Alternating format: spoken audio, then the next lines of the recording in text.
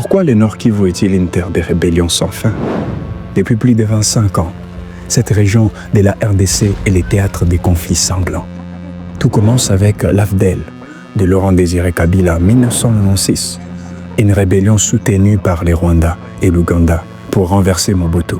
Ensuite viennent les RCD en 1998, les CNDP de Laurent Nkunda en 2006 et enfin les M23 qui sèment encore aujourd'hui la terreur.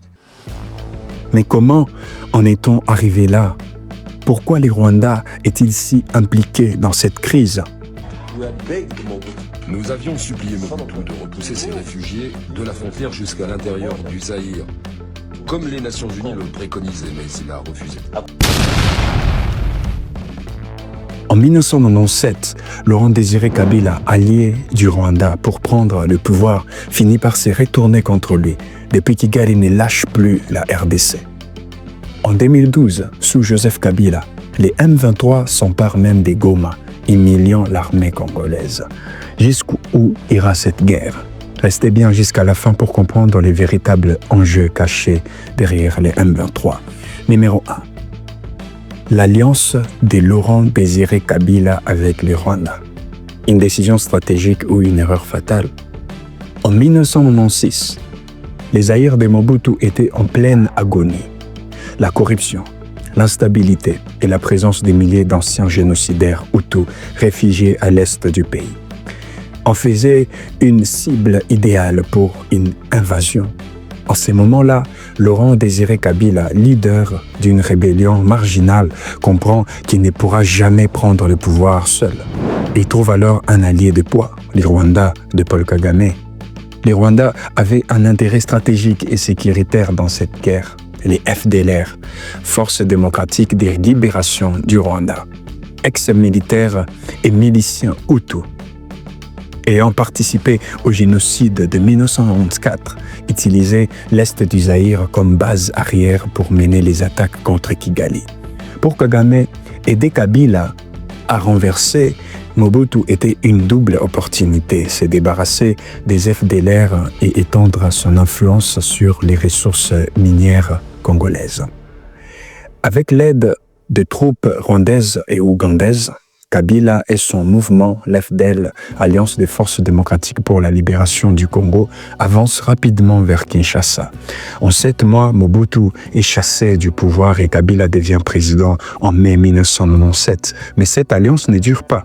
Une fois au pouvoir, Kabila réalise que la présence militaire rwandaise devient gênante. Pressé par son entourage et une partie de la population qui considère ces forces étrangères comme des occupants, il prend une décision radicale, expulser les militaires rwandais. Kigali humilié voit ses soldats contraints de quitter Kinshasa à pied, traversant des milliers de kilomètres pour entrer au Rwanda. Cette trahison déclenche une nouvelle guerre. En 1998, Kigali et Kampala créent alors une nouvelle rébellion, le RCD, Rassemblement congolais pour la démocratie, qui marque les débuts de la Deuxième Guerre du Congo, un conflit qui va ensanglanter les pays pendant plusieurs années. Numéro 2. L'émergence des groupes armés après la trahison de Kabila. Lorsque Laurent-Désiré Kabila expulse les troupes rwandaises, il se met à dos 2 puissances militaires, les Rwandais et l'Ouganda. Leur réponse ne tarde pas. En août 1998, ils soutiennent la naissance du RCD. Un mouvement rebelle dirigé par des anciens proches de Kabila, ce groupe s'empare rapidement des vastes territoires de l'Est de la RDC. Mais cette nouvelle rébellion ne fait qu'aggraver la situation. D'autres groupes commencent à apparaître, chacun défendant ses propres intérêts. C'est ainsi que la guerre du Congo se transforme en un conflit régional impliquant plusieurs pays africains, parfois surnommé la Première Guerre mondiale africaine. Les pouvoirs de Kabila devient de plus en plus fragile. Il ne sait plus à qui faire confiance et même à l'intérieur du gouvernement, des tensions apparaissent. À tel point qu'en janvier 2001, Kabila est assassiné dans des circonstances troubles. Son fils Joseph Kabila prend alors les rênes du pays à seulement 29 ans.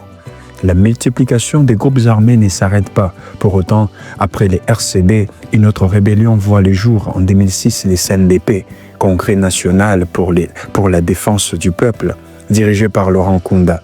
Ces mouvements, soutenus par les Rwandais, reprochent au gouvernement congolais de marginaliser les populations Tutsi vivant en RDC. Les CNDP sera plus tard démantelés, mais de ces cendres naîtra les M23, qui va déclencher une des guerres les plus humiliantes de Joseph Kabila en 2012. Numéro 3, la naissance du M23 et la fin de la guerre de 2012, une victoire ou une illusion. En 2012, une nouvelle rébellion éclate. À l'est de la RDC, les M23, mouvement du 23 mars. Ce groupe est composé d'anciens combattants du CNDP, mécontents des accords de paix non respectés par Kinshasa. Les tensions montent rapidement et en novembre 2012, les M23 lancent une offensive éclair sur Goma. En quelques jours, les rebelles prennent la ville, sous les yeux des forces de l'ONU et de l'armée congolaise, complètement dépassées. L'image des soldats congolais fuyant vers le sud Kivu choque l'opinion publique. Face à cette crise, Joseph Kabila se retrouve sous une énorme pression internationale. Officiellement, il refuse de négocier avec les M23, mais dans les coulisses, des discussions secrètes ont lieu avec les Rwandais et l'Ouganda sous la pression des Nations Unies et des puissances occidentales. Kigali est forcé de retirer son soutien au M23, affaiblissant la rébellion. En 2013, le M23 est déclaré vaincu. Mais cette victoire est-elle réelle? En réalité, les combattants du M23 ne disparaissent pas. Certains sont exilés en Ouganda et au Rwanda où ils attendent leur heure. Leur retour ne sera qu'une question d'État. Numéro 4. Les retours du M23 sous le régime Tshisekedi. Une erreur stratégique. Quand Félix Tshisekedi arrive au pouvoir, en 2019, il promet de ramener la paix à l'est du pays. Dans cette optique, il accepte d'ouvrir les dialogues avec d'anciens membres du M23 qui viennent à Kinshasa dans l'espoir d'être réintégrés. Pendant 13 mois, ces ex-rebelles attendent une réponse du gouvernement. Mais Tshisekedi et son administration les ignorent complètement. Frustrés, humiliés, ils quittent la capitale et reprennent les armes. En 2021, le M23 revient en force, mieux organisé et mieux équipé. Derrière cette résurgence, le Rwanda est à nouveau pointé du doigt, accusé de soutenir la rébellion pour maintenir son influence sur l'est du Congo. Depuis, les combats n'ont jamais cessé et la situation devient de plus en plus critique. Numéro 5. La guerre sous Kabila contre la guerre sous Tshisekedi. Qui a mieux géré? En 2012, Joseph Kabila avait perdu Goma, mais il avait su négocier habilement en utilisant la pression diplomatique pour obtenir les retraits du M23. En revanche, sous Tshisekedi, la guerre a pris une tournure plus complexe, avec des affrontements plus violents et une implication plus directe du Rwanda.